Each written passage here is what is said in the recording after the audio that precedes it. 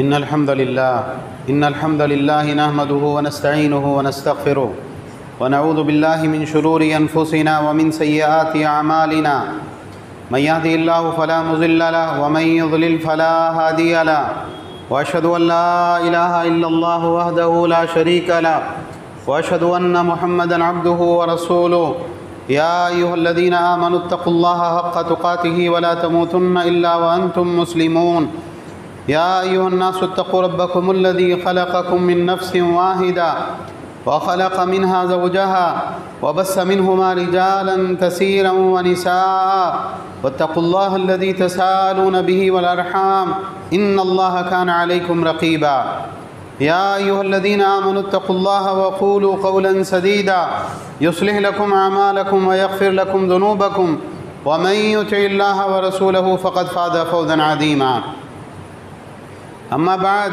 فإن خير الحديث كتاب الله وخير الهدي هدي محمد صلى الله عليه وعلى آله وسلم وشر الأمور محدثاتها وكل محدثة بدعة وكل بدعة ضلالة وكل ضلالة في النار قال سبحانه وتعالى ونبلوكم بالشر والخير فتنة وإلينا ترجعون۔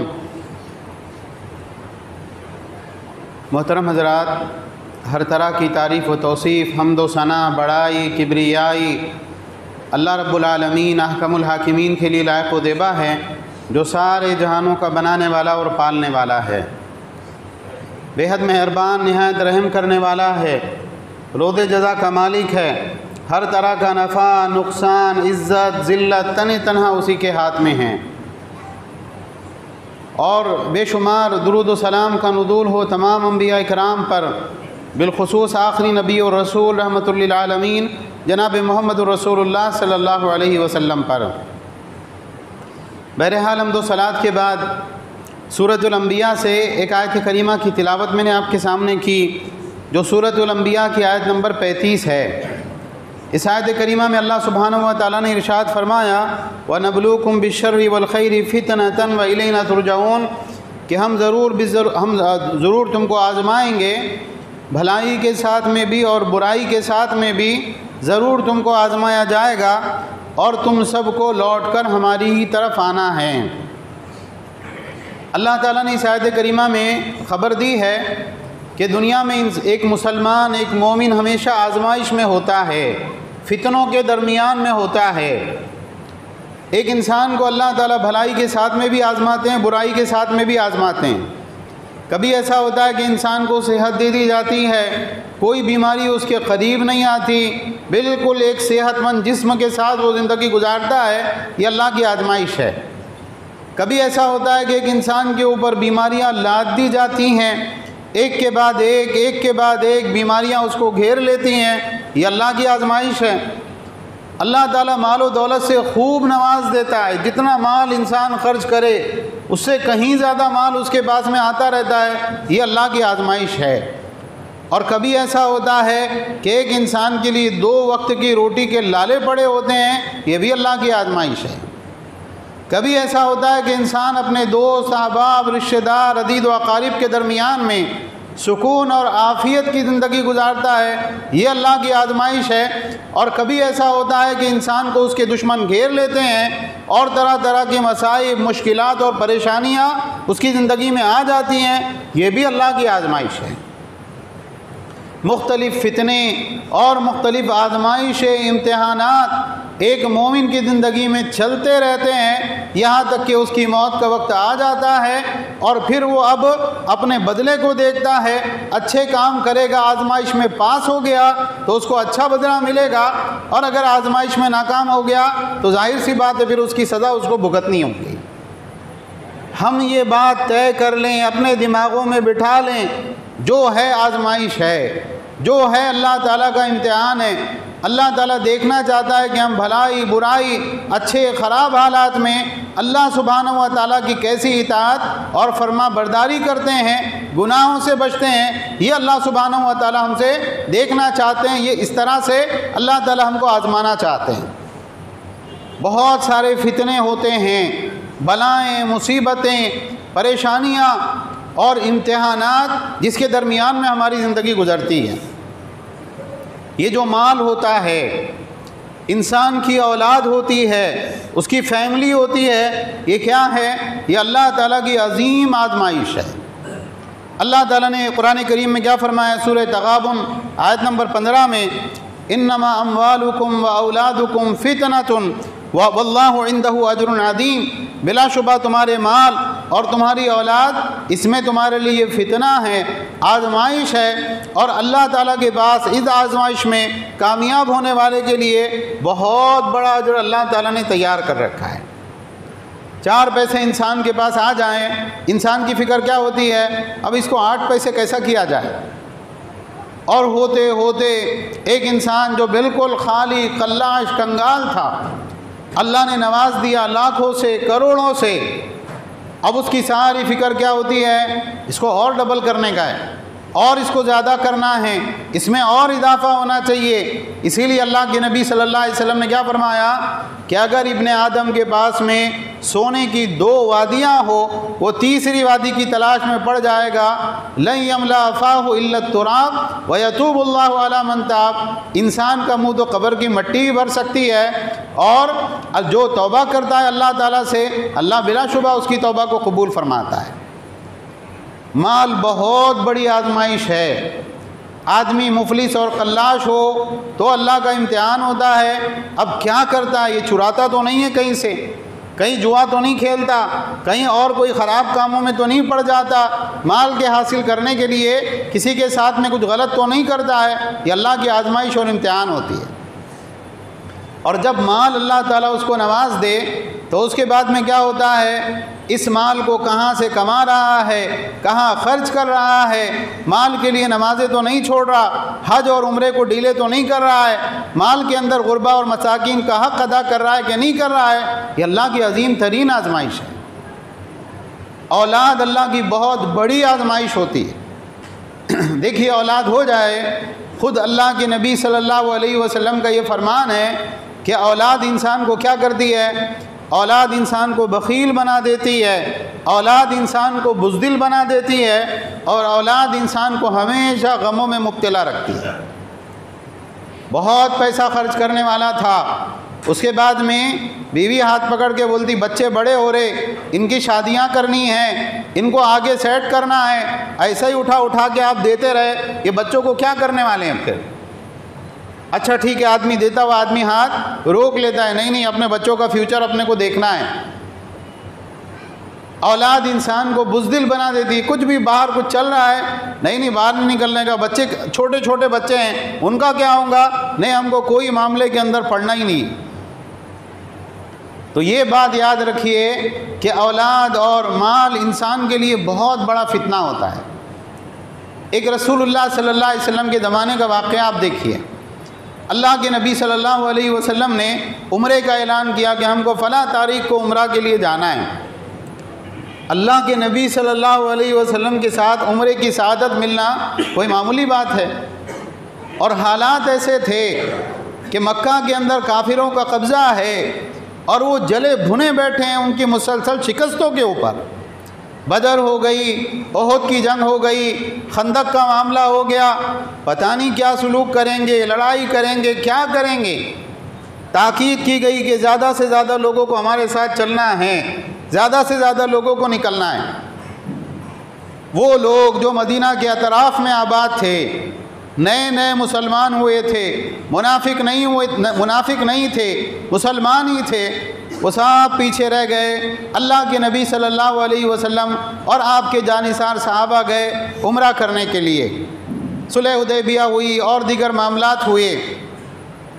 جب اللہ کے نبی صلی اللہ علیہ وسلم واپس آ رہے ہیں، اللہ نے وحی نازل فرمائی، سورہ فتح کی آیت نمبر 11 کو آپ پڑھیے، سَيَقُولُ لَكَ الْمُخَلَّفُونَ مِنَ الْأَعْرَابِ شَغَلَتْنَا أَمْوَالُنَا وَأَهْلُونَا فَاسْتَغْفِرْ لَنَا يَقُولُونَ بِأَلْسِنَتِهِمْ مَا لَيْسَ فِي قُلُوبِهِمْ۔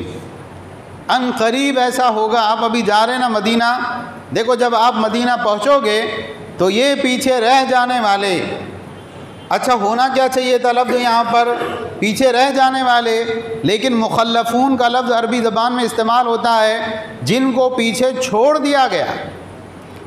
تم نہیں آئے ایسا نہیں ہے، جب اللہ نے تمہارے دل کا حال دیکھا کہ اس دل کے اندر جو ہے وہ تڑپ نہیں ہے، وہ آرزو نہیں ہے، اللہ نے خود تم کو پیچھے چھوڑ دیا۔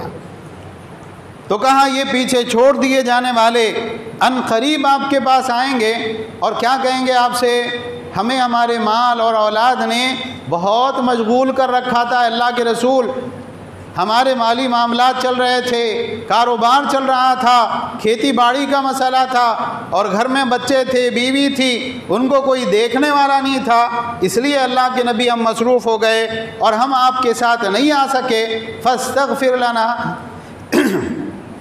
ذرا اللہ تعالیٰ سے ہمارے لیے استغفار کر دیجیے کہ اللہ ہم کو معاف کر دے، اللہ سے دعا کر دیجئے کہ اللہ ہمارے گناہ کو معاف کر دے۔ اللہ تعالیٰ نے فرمایا یقولون بألسنتہم ما لیس فی قلوبہم، یہ اپنی زبانوں سے وہ بات کہیں گے جو ان کے دل میں نہیں ہے۔ اگر شرمندہ ہوتے تو ساتھ میں آتے، اتنا زیادہ جو ہے تم کو یہ احساس ہے کہ نہیں ہم نے کچھ تو بھی غلط کیا ہے جبھی تو تم معافی مانگ رہے ہو، تو اگر ایسا احساس پہلے سے ہوتا تو تم ساتھ میں آتے، تم یہ غلطی کرتے ہی نہیں۔ تو تم یہ جو معافی نامے کی بات کر رہے ہو یہ تمہاری دلوں میں نہیں ہے، خالی تمہاری زبانوں کے اوپر یہ معافی ہے۔ دیکھیے اللہ کے نبی صلی اللہ علیہ وسلم کے زمانے کے لوگ ہیں، اگرچہ نئے نئے مسلمان ہوئے، بڑے صحابہ کے مقام اور درجے کو نہیں پہنچے، لیکن معاملہ کیا ہے؟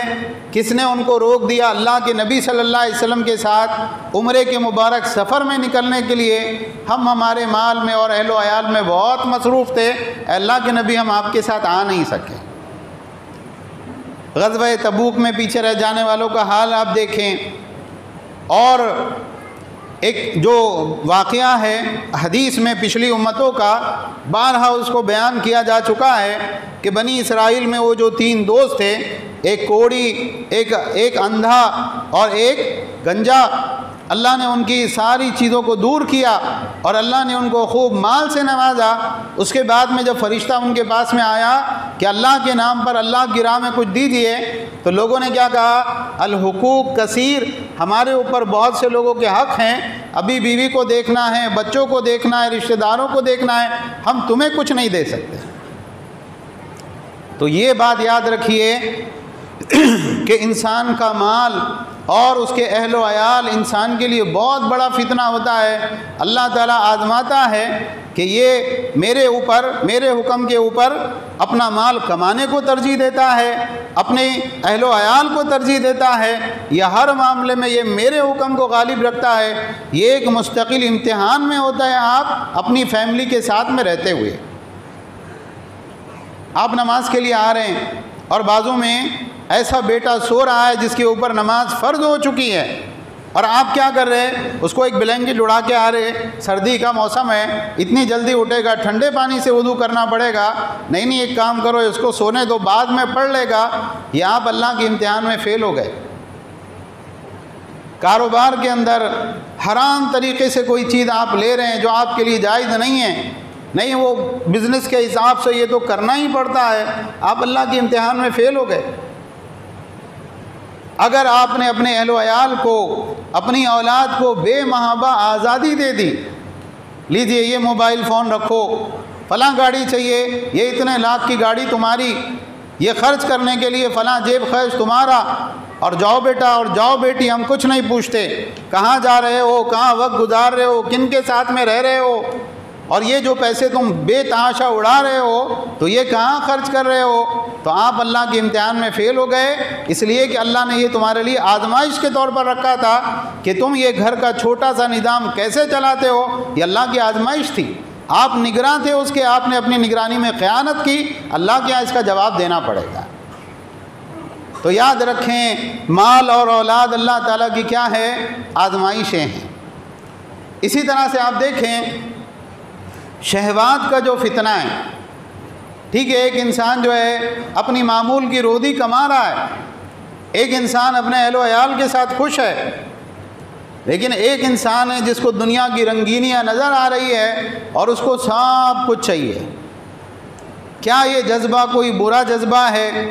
یہ جذبہ برا جذبہ نہیں ہے، لیکن یہ اللہ تعالیٰ کی آزمائش اور امتحان ہے کہ وہ چیزیں جس کی محبت انسان کے نفس میں رکھی گئی ہے، انسان اللہ اور اس کے رسول کی تعلیمات کو سوچ کر اپنی نفسانی خواہشات کو کچلے اور آخرت کو ترجیح دے کہ بھئی جو لینا ہے آخرت میں لینا ہے۔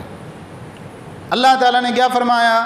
زُيِّنَ لِلنَّاسِ حُبُّ الشَّهَوَاتِ مِنَ النِّسَاءِ وَالْبَنِينَ وَالْقَنَاطِيرِ الْمُقَنطَرَةِ مِنَ الذَّهَبِ وَالْفِضَّةِ وَالْخَيْلِ الْمُسَوَّمَةِ وَالْأَنْعَامِ وَالْحَرْثِ ذَلِكَ مَتَاعُ الْحَيَاةِ الدُّنْيَا وَاللَّهُ عِندَهُ حُسْنُ الْمَآبِ۔ لوگوں کے لیے مزین کر دیا گیا ہے، سجا دیا گیا ہے ان کے دلوں میں ان چیزوں کی محبت ڈال دی گئی ہے۔ کس نے ڈالی ہے؟ خود اللہ ہی نے ڈالی۔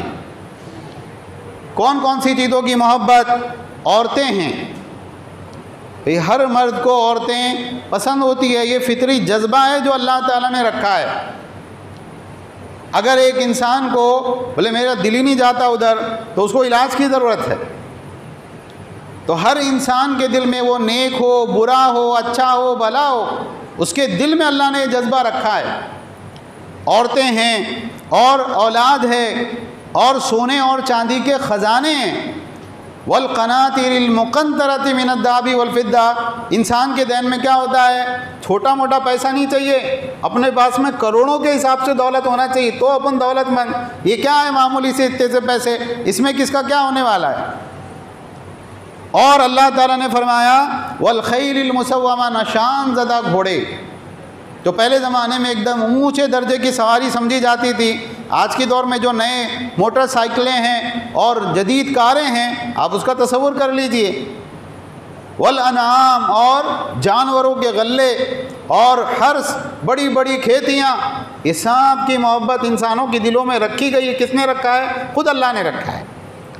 تو صرف یہ جذبہ انسان کے اندر ہونا یہ غلط نہیں ہے، لیکن اللہ نے آگے کیا فرمایا؟ ذالک متاع الحیات الدنیا واللہ عندہ حسن المآب، یہ خالی دنیا کی زندگی میں فائدہ اٹھانے کا سامان ہے۔ اس کا فائدہ کہاں تک ہے آپ کے؟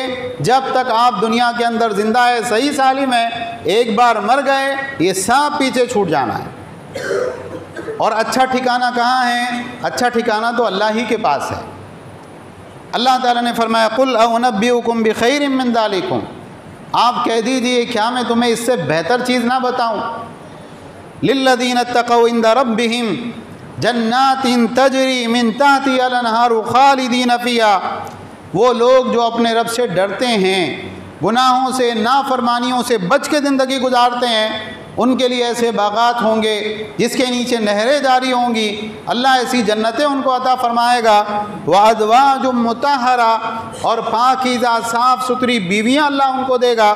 وَرِضْوَانٌ مِّنَ اللَّهِ، اللہ کی رضامندی ان کو حاصل ہوگی۔ وَاللَّهُ بَصِيرٌ بِالْعِبَادِ، اور اللہ اپنے بندوں کی کاموں کو بخوبی دیکھنے والا ہے۔ اللہ تعالیٰ نے اس آیت کریمہ میں، ان دونوں آیتوں میں دونوں چیزوں کو جمع کر دیا۔ سورہ آل عمران کی آیت نمبر 14 اور 15، دنیا ہے، دنیا کہیں غائب نہیں ہونے والی ہے۔ تم سے یہ مطالبہ نہیں ہے کہ پہاڑ پہ چلے جاؤ اور بالکل جو ہے گھاس پھوس کھا کے اپنی زندگی گزارو، یہ ماحول میں رہو گے، یہ چیزوں کی محبت فطری طور پر تمہارے اندر ہے، لیکن یہ ایک آزمائش اور امتحان تمہارے ساتھ رہے گا کہ جو حاصل کرنا ہے نا، حلال طریقے سے حاصل کرو، حرام طریقے سے حاصل مت کرو۔ اور حلال طریقے سے بھی جو حاصل کر رہے ہو نا، اس کو اپنی زندگی کا مقصد مت بناؤ، یہ تمہاری زندگی کا مقصد نہیں ہے، یہ صرف ضرورت ہے۔ دنیاوی زندگی کی ضرورتیں ہیں، اصل اچھا ٹھکانہ اور اصل جو چیز ہے وہ کہاں ہے؟ وہ اللہ کے پاس آخرت میں تم کو ملنے والی ہے۔ آج ہم شہوات کی محبت میں گرفتار ہے کہ نہیں ہے؟ ہر انسان، چھوٹا بڑا، جوان بوڑھا، دیندار غیر دیندار، اس نے دنیا کی ضرورت کو اپنا مقصد بنا رکھا ہے۔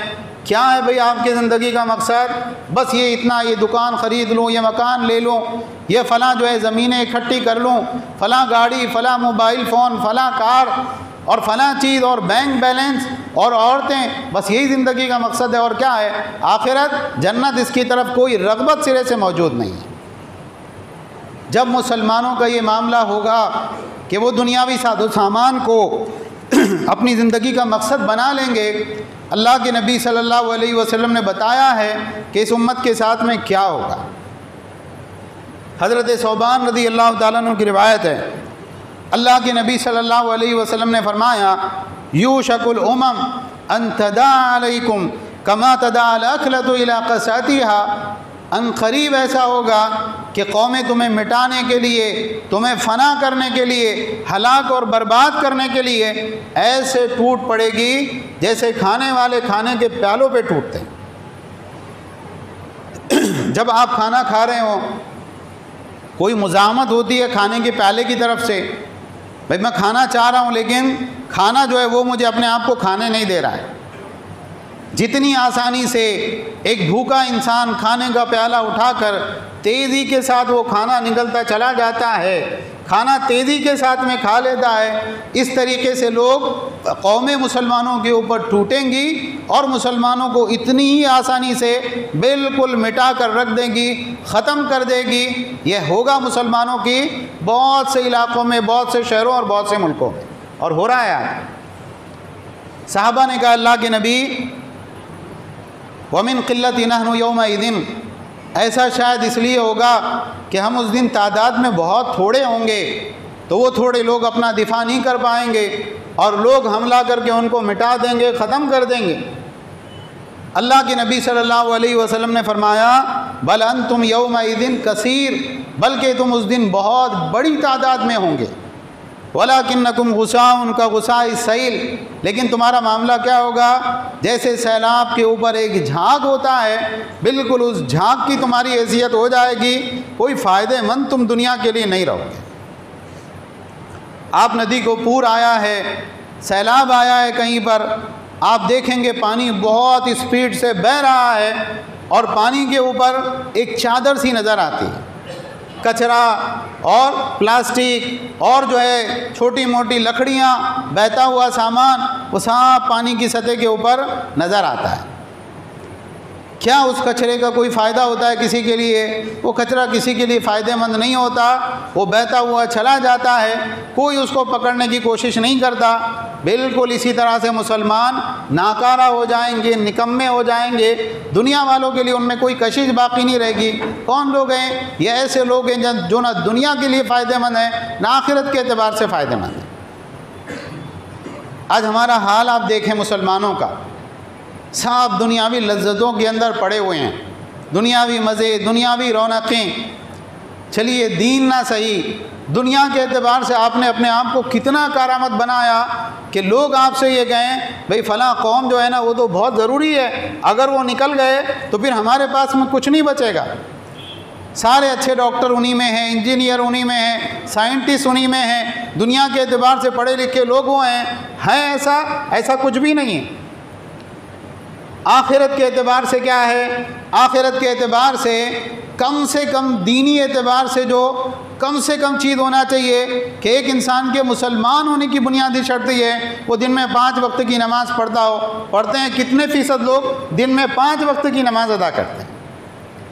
کچھ بھی نہیں، کچرا ہے اللہ کی نگاہ میں بھی، اللہ کے بندوں کی نگاہ میں بھی، تو اس کے بعد میں دنیا مٹائے گی نہیں تو اور کیا کرے گی؟ صحابہ نے پوچھا، اللہ کے نبی صلی اللہ علیہ وسلم نے فرمایا وَلَا يَنزِعُنَّ اللَّهُ مِن صُدُورِ عَدُوِّكُمْ الْمَهَابَةَ مِنْكُمْ، اللہ تعالیٰ تمہارے دشمنوں کے دل سے تمہارا خوف، تمہاری ہیبت کو نکال دے گا، لوگ ڈرنا چھوڑ دیں گے تم سے۔ کیا ہیبت تھی ایک زمانے میں؟ اللہ کے نبی صلی اللہ علیہ وسلم کی صحیح حدیث ہے کہ اللہ نے مجھے 1 ماہ کی مسافت کا روب عطا فرمایا ہے۔ جہاں اللہ کے نبی صلی اللہ علیہ وسلم صحابہ ہوتے تھے، 1 ماہ تک جو ہے مسافت جتنی لمبی ہوتی ہے، لوگوں کے اندر ایک روب اور دبدبہ ہوا کرتا تھا۔ آج سب نکل گیا۔ اللہ کے نبی صلی اللہ علیہ وسلم نے فرمایا کہ اللہ تعالیٰ تمہارے دلوں میں کمزوری ڈال دے گا، وہن ڈال دے گا۔ صحابہ نے پوچھا اللہ کے نبی کیسی کمزوری؟ اللہ کے نبی صلی اللہ علیہ وسلم نے فرمایا حب الدنیا و کراہیت الموت، دنیا کی محبت میں تم مبتلا ہو جاؤ گے اور موت سے تم ڈرنے لگو گے۔ یہ 2 چیزیں آ جائے گی، اس کا مطلب اللہ نے کمزوری تمہارے دلوں میں ڈال دی ہے اور لوگ تم کو کھا جائیں گے، پھر تم دنیا کے اندر کامیاب نہیں ہو سکو گے۔ دنیا کی محبت کمزوری ہے۔ اللہ کے نبی صلی اللہ علیہ وسلم نے ہمیں جس دین کے اوپر چھوڑا تھا اس دین کے اندر کیا ہے؟ دنیا کو استعمال کرنا ہے، برتنا ہے۔ دنیا ضرورت کی چیز ہے، اس دنیا سے آخرت کے لیے کھیتی کرنا ہے۔ یہ دنیا مقصد کبھی بھی نہیں رہی مسلمانوں کا۔ اللہ کے نبی صلی اللہ علیہ وسلم کے صحابہ کا حال آپ پڑھیں، بہت بڑے بڑے مالدار صحابہ، پیسہ نہیں کمایا انہوں نے، بہت کمایا، لیکن اللہ کے نبی صلی اللہ علیہ وسلم کی طرف سے حکم ہوا تبوک کے لیے نکلنا ہے، چلیے نکلنے کے لیے تیار۔ کاروبار تباہ ہو جائے گا، ہو جائے تباہ، اصل چیز تو اللہ کی رضامندی ہے۔ وہ صرف نفع لا کر نہیں دیتے تھے، جب دین کو، اللہ کے دین کو ضرورت تھی وہ اپنا اصل مال اٹھا کے لا کر رکھ دیتے تھے۔ اللہ کے نبی جو ہے سب لے کر آ گئے، کچھ بھی اپنے گھر والوں کے لیے نہیں چھوڑا۔ ان کے کاروبار، ان کی تجارتیں ان کو فرض نمازوں سے غافل نہیں کرتی تھی، اللہ کی راہ میں نکلنے سے غافل نہیں کرتی تھی، دین کی دعوت و تبلیغ سے غافل نہیں کرتی تھی۔ صحابہ کہاں کہاں گئے، کون کون سے ملکوں کے اندر۔ اس زمانے میں ایک ملک سے نکل کر دوسرے ملک میں سیٹل ہونا یہ کوئی معمولی بات نہیں تھی۔ اور موت سے کیسے محبت کرتے تھے؟ جیسے ہم لوگ زندگی سے محبت کرتے ہیں کہ میں کچھ بھی ہو جائے زندہ رہنا ہے، ایسے ان کا معاملہ کیا تھا؟ وہ موت سے محبت کرنے والے تھے۔ حضرت حرام رضی اللہ تعالیٰ عنہ، ایک جگہ اللہ کے نبی صلی اللہ علیہ وسلم نے 70 صحابہ کو بھیجا دین کی دعوت و تبلیغ کے لیے۔ ان لوگوں نے دھوکے سے ان کو لے کر گئے اور وہاں لے جا کر 70 کے 70 صحابہ کو شہید کر دیا۔ تو ان میں سے ایک کافر نے کہا کہ میں نے دیکھا حضرت حرام رضی اللہ تعالیٰ عنہ کو نیزہ مارا گیا، وہ گرے اور گرنے کے بعد میں جو جسم سے خون بہ رہا تھا انہوں نے اس خون کو ہاتھ میں لے کر کہا فزت ورب الکعبہ، رب کعبہ کی قسم میں تو کامیاب ہو گیا، میرے ہوش اڑ گئے، یہ آدمی مر رہا ہے اور مرتے مرتے یہ کہہ رہا ہے کہ میں کامیاب ہو گیا، یہ کون سی کامیابی ہے؟ انہوں نے دیکھا، اسلام کو پڑھا، اس کے بعد میں مسلمان ہوئے۔ تو بہت ضروری ہے کہ ہم فتنوں سے نکلیں، مال کا فتنہ، اولاد کا فتنہ، شہوات کا فتنہ، شبہات کا فتنہ، اصل دین کی طرف لوٹیں، اسلام کی طرف لوٹیں، اللہ اور اس کے رسول کی طرف لوٹیں، آخرت کو اپنا مقصد بنائیں۔ یہی چیز ہے، یہی راستہ ہے جس پہ چل کر ہم آخرت کے اندر کامیاب ہو سکتے ہیں۔ اللہ تعالی ہم سب کو کہنے سننے سے زیادہ عمل کی توفیق عطا فرمائیں۔ ساری دنیا کے اندر جہاں جہاں مسلمان پریشان حال ہے، اے اللہ ان کی پریشانیوں کو دور فرما۔ اے اللہ غزہ کے مسلمانوں کی مدد فرما، فلسطین کے مسلمانوں کی مدد فرما، کشمیر کے مسلمانوں کی مدد فرما۔ اے اللہ جہاں جہاں مسلمان ستائے جا رہے ہیں، تباہ کیے جا رہے ہیں، تو خود ان کا انتقام لے لیں۔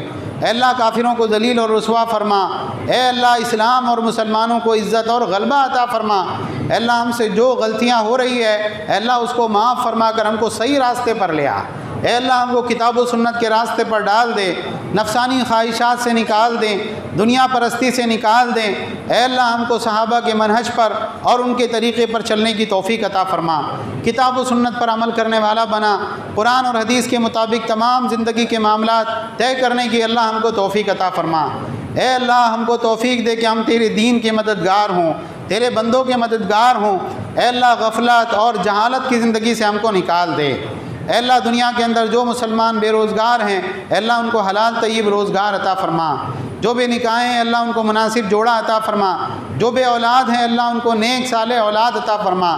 ساری دنیا میں جہاں جہاں مسلمان بیمار ہیں اے اللہ ان کو شفائے کاملہ عاجلہ عطا فرما، ان کے متعلقین کی پریشانیوں کو دور فرما۔ اے اللہ فلسطین میں جو مسلمان زخمی ہیں اے اللہ ان کی زخموں سے ان کو شفا عطا فرما، جو شہادت پا چکے اللہ ان کی شہادت کو قبول فرما۔ اے اللہ ان کی شہادت کو قبول فرما۔ اے اللہ کافروں کو نیست و نابود فرما، یہود کے اوپر اپنی لعنتیں نازل فرما۔ اے اللہ مسلمانوں کا انتقام ان سے لے لے۔ اے اللہ جیسے انہوں نے مسلمانوں کی عمارتیں گرائی ہے اے اللہ تو ان سے خوب انتقام لے لے۔ اے اللہ ہم سب کو صحیح راستے پر آنے کی توفیق عطا فرما، ہدایت عطا فرما، صحیح اسلام پر عمل کرنے کی توفیق عطا فرما۔ اے اللہ امت مسلمہ کو شرک سے بدعات سے محفوظ رہنے کی توفیق عطا فرما، جب تک زندہ رکھ اسلام اور ایمان پر زندہ رکھ، اور اسلام اور ایمان ہی کی حالت میں ہم کو وفات عطا فرما۔ آمین وآخر دعوانا ان الحمد للہ رب العالمین۔